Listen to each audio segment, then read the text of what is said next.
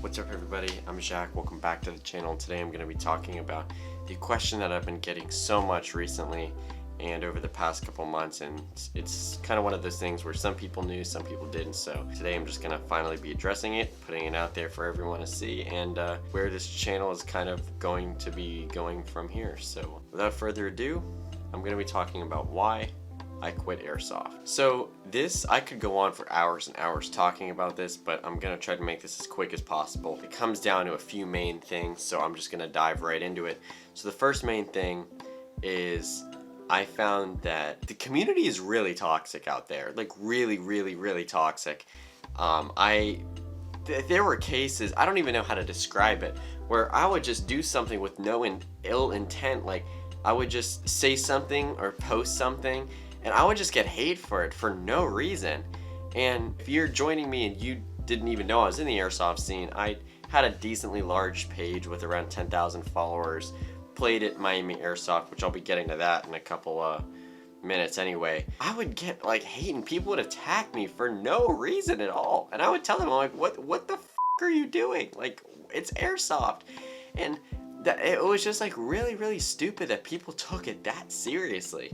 So I mean, that's one of the main things, is the community is just toxic. At least with the cars, I know people in the car community can still be toxic. You have that in every single group, but it's so much less than what I experienced in the airsoft group. It's like almost not even comparable how much the difference is. So I just, wasn't going to be around that, because I figured if I was making the 3-hour round trip every single weekend to go to Miami Airsoft, get footage, get things for videos, get pictures, and I just get crapped on for, why am I going to do that? It doesn't make sense to me. Yeah, that's one of the reasons that I quit. Another reason I quit is I kind of realized how stupid it is. And if you know me, and I was big in like the milsim type of stuff, but like the more that I stepped back and looked at what it was, I was like, what the f? Like, it's just weird. Like a speed soft I can understand, okay, because it's like a paintball style type of thing. It's like an arena match basically. It's an arena match where you go and like a dye mask or whatever the cool kids are using nowadays. You have your HPA setups, your hair trigger setups, whatever, and you have a good time. There's none of these like real hard rules unless you're one of those people that does the freaking 2-finger thing. But yeah, it was just like, that's a good time. You go out in like an arena style indoor CQB arena and you have fun. That's, in my opinion, what airsoft should be. And milsim's okay too if you want to have some gear. But when people started getting into like having freaking PVS 15s, PVS 31s, having like real like AOR, real maritime helmets, I'm like, what are you doing? Like, what are you doing? Like, it's one thing if you're like collecting it and you have like, a room in your house that's filled with like all this like issued stuff. Like, I think that'd be cool. They were using an airsoft, and then the thing to piggyback off that is I would have some replica gear. So I had my Semipo 6094K, which, that's a really high quality, good piece of gear. But if I had like, I remember the TMC AOR1 pouch I have on it. I posted a picture on that, and all the hardcore fat-ass milsim people were shitting on me because I had the TMC pouch. And they're like, oh, you're so broke, ha ha ha ha. Like, what are you doing with your life? Like, you're so stupid. You're so stupid. Like, bro, at the time, I was like, I forget how old I was, but I was younger too.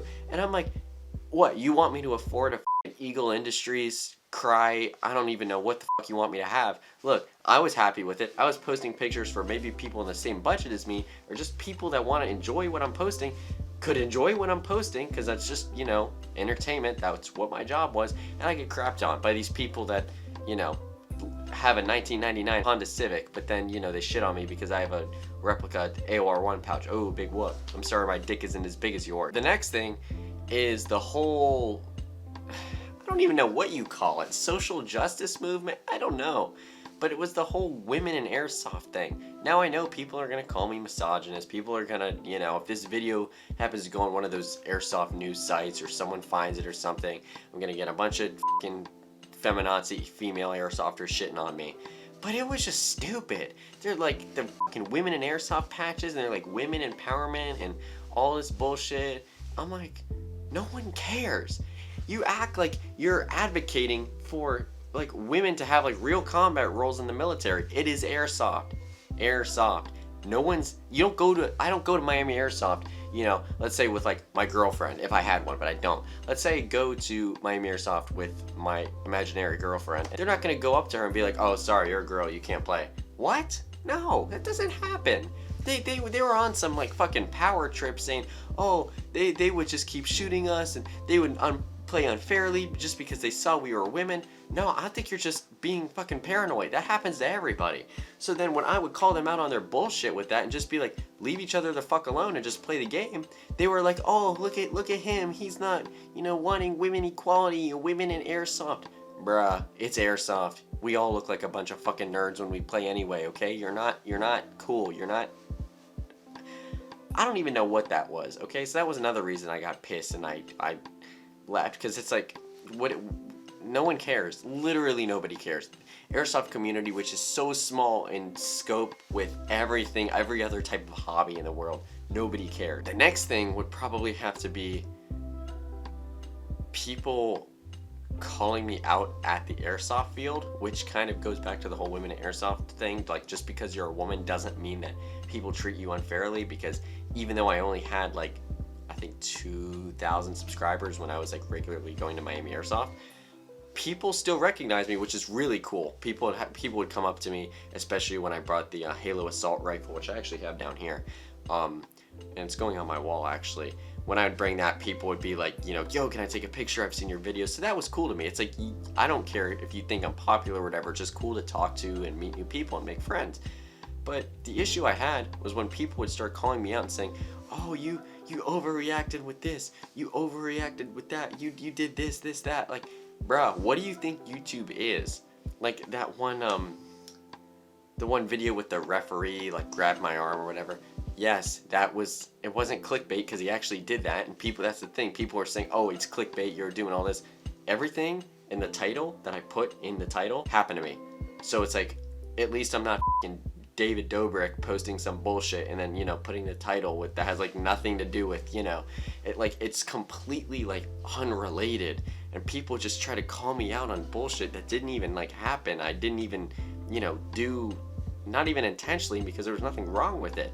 It was just really, really just weird things that were happening to me. And, you know, the other reason is it just got way too expensive. And when I got my car, that's why I started shifting all my money towards my car stuff. And that's why, if you haven't seen the video, I will leave it linked down below. I'm selling all my airsoft stuff. So if you want to go ahead and say that you bought some of my old airsoft stuff to flex on your friends or something, I don't know, you can go ahead and check that out, because I'm selling all that stuff. It's pretty good prices, because all of it is basically new, and you know, it's from my collection. So anyway, it got too expensive between driving there, coming back, and also the other thing with you know, cameras. I'd go there and, you know, a battery would randomly die or a camera would stop working, and then sometimes you go there and I drive all this way and the footage doesn't even come out great, or I get out so easily, and then I have a really good game where I go off on people but my cameras aren't working or something like that. It just got like, the return on investment just wasn't there for me. If I was like, you know, 10 minutes away from Miami Airsoft, I'd be there every day and, you know, pumping out videos, but it just wasn't there for me. It was too expensive. It was too kind of like finicky, and it wasn't like a reliable source of kind of video making, and I just ultimately decided it wasn't for me, and I would rather spend my money on my car and customizing my car. And as you can see on my Instagram now, and what's going to be starting with these weekly videos, is, you know, my car, because I truly enjoy it. My father's a race car driver. He kind of passed that bug down to me. I really enjoy taking pictures of cars. I've met a lot of great people, so many more great people through cars than I would have ever met through airsoft, because everyone I met through airsoft is basically an egotistical douchebag. And, you know, a car I use every single day. I use it, you know, to go get groceries. I obviously use it to go to school. I use it every single day. So I'd rather dump, you know, $500 to $1,000 on my car, you know, over a couple weeks than to airsoft, where I only got out to play, you know, a couple times a year. So those kind of highlight the main things that kind of went on with me with why I quit airsoft. Yeah.